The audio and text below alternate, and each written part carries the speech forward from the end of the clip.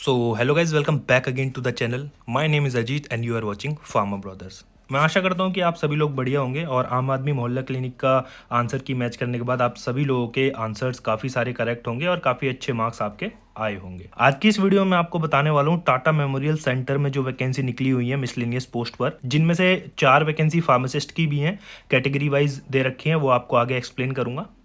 सबसे पहले बात कर लेते हैं टाटा मेमोरियल सेंटर क्या है। ये एक इंस्टीट्यूट है जो कि एटॉमिक एनर्जी के अंडर है, जो कि एक ऑटोनोमस बॉडी है। डिपार्टमेंट ऑफ एटॉमिक एनर्जी इसको फंडेड करती है, गवर्नमेंट ऑफ इंडिया। टीएमसी कह लो इसको। Tata memorial Centre is affiliated to Homi Bhabha National Institute. The Homi Bhabha National Institute is a deemed university of the Department of Atomic Energy. अब यहाँ पे बता रखा है कि full time positions available in Homi Bhabha Cancer Hospital, Mahamana Pandit Madan Mohan Malaviya Cancer centre, Varanasi are listed below.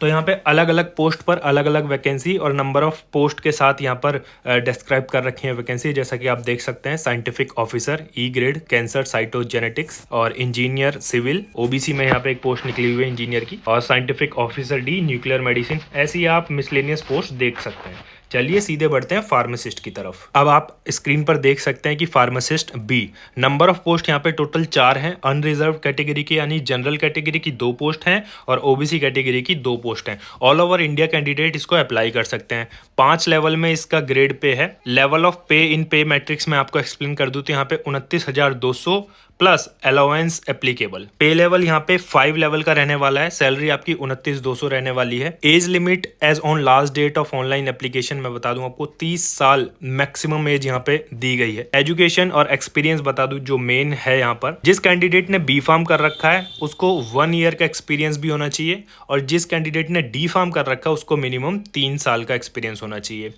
और experience ऐसा कि डिस्पेंसरी या फिर pharmacy of the hospital having minimum 200 beds. Candidate should be prepare to work in shift duties including night shift. Registration with state pharmacy council with duly allotted registration number is mandatory. Experience of working on computerise system is desirable. ठीक है, अब मैं आपको बता दूं जैसे कि यहाँ पे लिखा गया है कि बी फार्म वाले कैंडिडेट के लिए 1 साल का एक्सपीरियंस और डी फार्म वाले कैंडिडेट के लिए 3 साल का एक्सपीरियंस। और एक्सपीरियंस किस फील्ड में, डिस्पेंसरी या फिर फार्मेसी में, वो भी फार्मेसी ऐसे हॉस्पिटल की जिसमें मिनिमम 200 बेड्स हों। फिर यहाँ पे नीचे ये भी मेंशन कर रखा है कि candidate should be prepare to work in shift duty, यानी कि उसकी ड्यूटी दिन में भी हो सकती है और नाइट में भी हो सकती है। तो पहले से ही प्रिपेयर रहना कि आपकी नाइट शिफ्ट भी लग सकती है।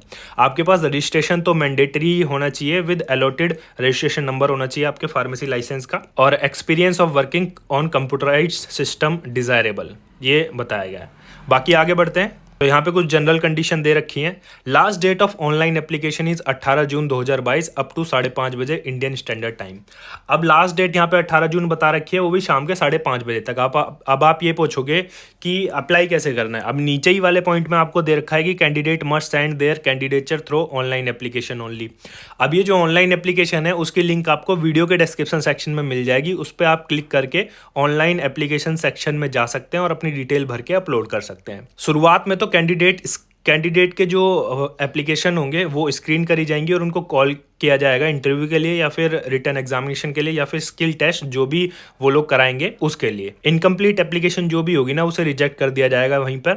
और उसके बाद कैंडिडेट को जब भी बुलाएंगे इंटरव्यू या फिर रिटर्न एग्जामिनेशन या फिर स्किल टेस्ट के लिए, वो अपने ओरिजिनल डॉक्यूमेंट और एक सेट कॉपी के लेके आएगा, जिनमें से आपके डेट ऑफ बर्थ प्रूफ होगा, क्वालिफिकेशन होगी, एक्सपीरियंस सर्टिफिकेट होगा, कास्ट सर्टिफिकेट होगा, डिसेबिलिटी सर्टिफिकेट होगा, एटसेट्रा एटसेट्रा। तो यहाँ पे मेंशन भी कर रखा है कि डेट ऑफ बर्थ प्रूफ में आपको क्या लेके आना है, एजुकेशन क्वालिफिकेशन में आपको क्या क्या लेके आना है, जैसे कि मार्कशीट होगी और पासिंग सर्टिफिकेट हो गए फाइनल एग्जामिनेशन वाले, और एक्सपीरियंस सर्टिफिकेट में आपको क्या क्या लेके आना है। अगर पास्ट एम्प्लॉयमेंट है तो कोई experience certificate indicating the date of joining and relieving, दोनों डेट मेंशन होनी चाहिए।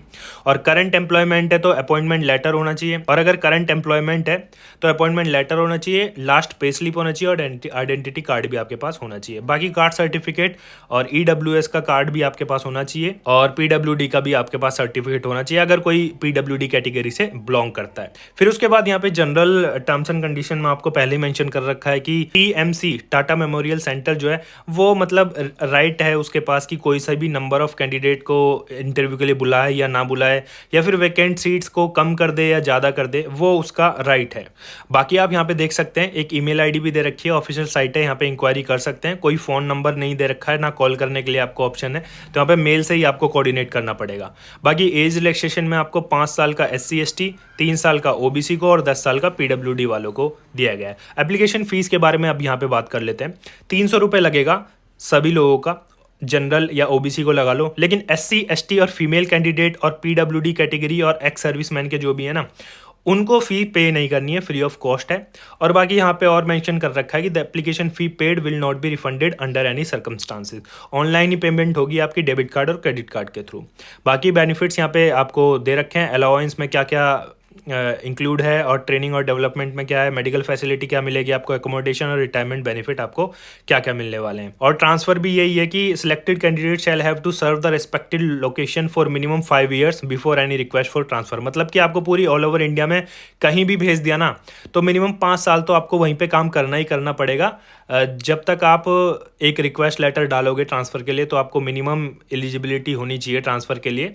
5 साल आपका काम वहीं पे करना पड़ेगा आपको, ठीक है। Non receipt of application, Tata memorial centre does not take any responsibility for non receipt of application through online. बाकी आई होप मैंने इस वैकेंसी में सारा कवर कर दिया होगा, फार्मासिस्ट की वैकेंसी से लेकर। बाकी अगर अभी भी आपके दिमाग में कोई क्वेश्चन है तो वो आप पूछ सकते हैं कमेंट सेक्शन में कमेंट करके। बाकी मिलता हूँ आप सभी से नेक्स्ट वीडियो में। Till then take care, bye bye.